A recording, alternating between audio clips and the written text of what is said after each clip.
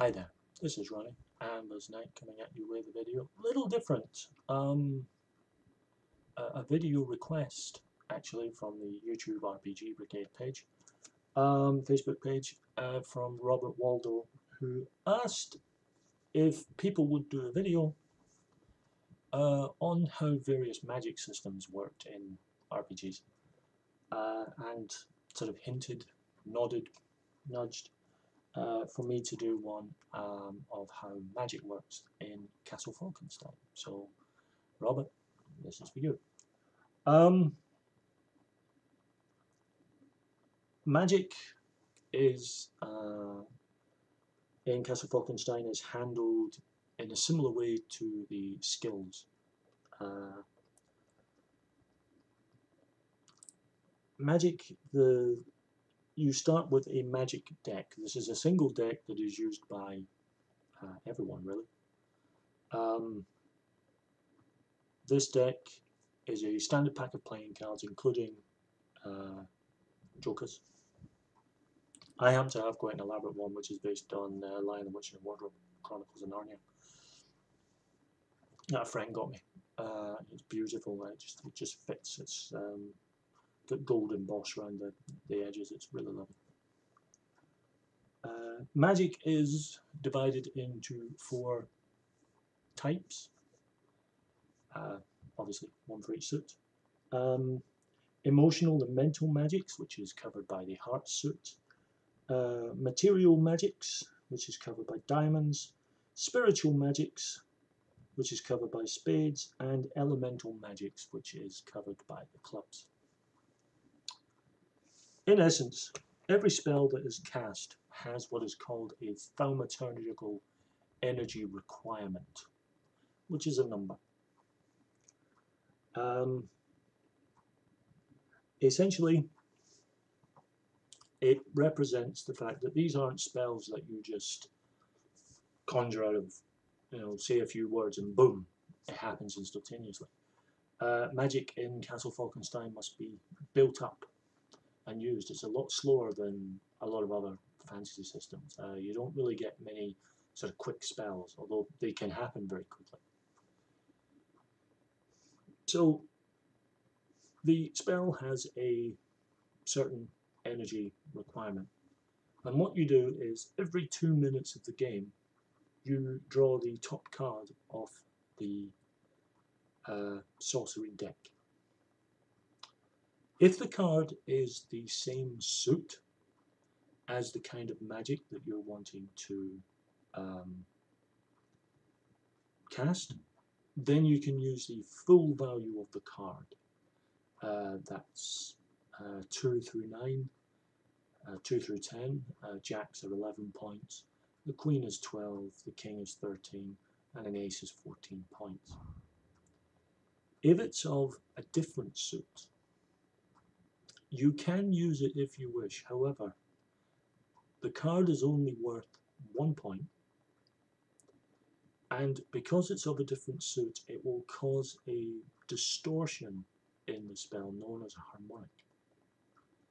And this harmonic can change the spell slightly or greatly depending on the number of cards, of harmonic cards. The effects are, there are guidelines, but it's left very much to the GM's discretion, and very much sort of it should be used within the context of the story. It should make sense. And once you've built up enough of the points, you cast it. Whatever the thaumaturgical energy requirement number is, you subtract your sorcery level from it. So the better sorcerer you are, the less energy you need to cast. One of the fantastic aspects of spells, I'll get to the Joker card in a minute, one of the fantastic aspects to Castle Falkenstein's magic system is the spells can be customized. There is a whole list of numerical values based on if you want to increase the power of a spell, I suppose you could technically have a decrease using just jury-rigging it backwards. But if you have a spell, for example, that is only meant to is only targeting one person, you can change the aspects of that spell. So it could actually deal with many people, or it could deal with different forms of people. It could deal with dwarves who are very resilient to magic, or fae, or dragons, or all sorts of things. Distance is covered, and they simply add numbers onto the energy requirement. This makes the spells extremely powerful in so much as they're wonderfully customizable. The only fun part, not for the players, are the jokers. When a joker happens, the spell immediately fires, but it wildfires. That means that it casts with more power than you intended. Now this can have consequences, positive or negative, depending on the nature of the spell and the situation. Again, the GM has a lot of latitude with this, but obviously the needs of the story more inform the what happens with the Joker. I love this system. I genuinely do. I think it's a very simple system, and it is a simple system. And the lovely thing about it, as I say, is the customizing of spells. There is a list in Castle Falkenstein, which is the main sort of companion piece for Falkenstein, which is this lovely little weather-bitten book here, which gives a sort of breakdown of typical fantasy role-playing game spells, and how they would actually break down in terms of what books of lore that you would need to own, because depending on what sorcerer's order you're part of, only particular spells are known.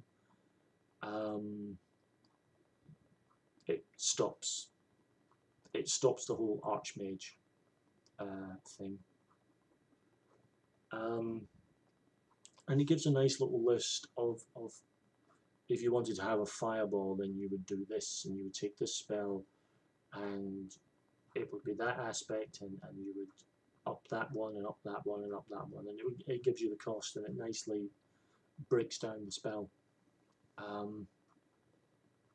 which I like. They don't present it as a spell in itself. What they present it as are examples of how the spells that are in Falkenstein can be augmented to emulate well-known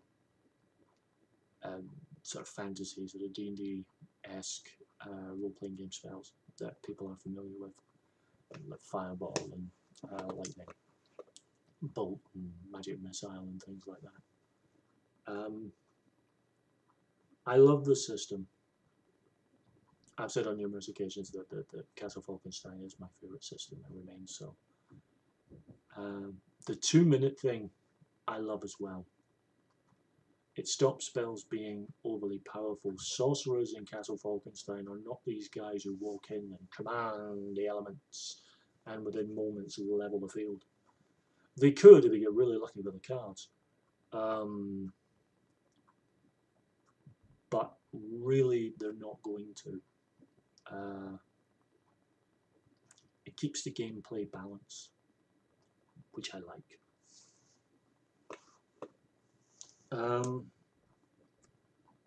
So that's really it. I mean, that's how basic it is.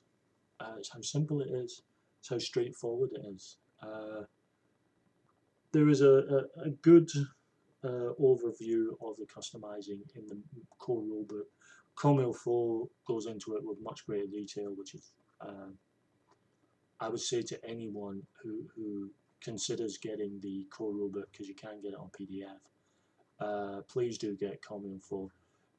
The Book of Sigils, which is the main sort of in-depth sort of sorcery book, is very good, and there's a lot of, but it's more about, it's not about spells and a lot of crunch. All that is handled in the core rulebook and Comme Il Faut. What the Book of Sigils is a sort of gazetteer of sorceress orders from around the globe. Gives a few more magic items and so a few more books of lore that might or might not be found by characters. So that's how it works. It's very simple. I'm happy to answer questions on it if people want to post questions here or on the YouTube RPG Brigade Facebook page. And I hope I've sort of clarified the system. If not, as I say, leave a question and I'll be back with you very soon.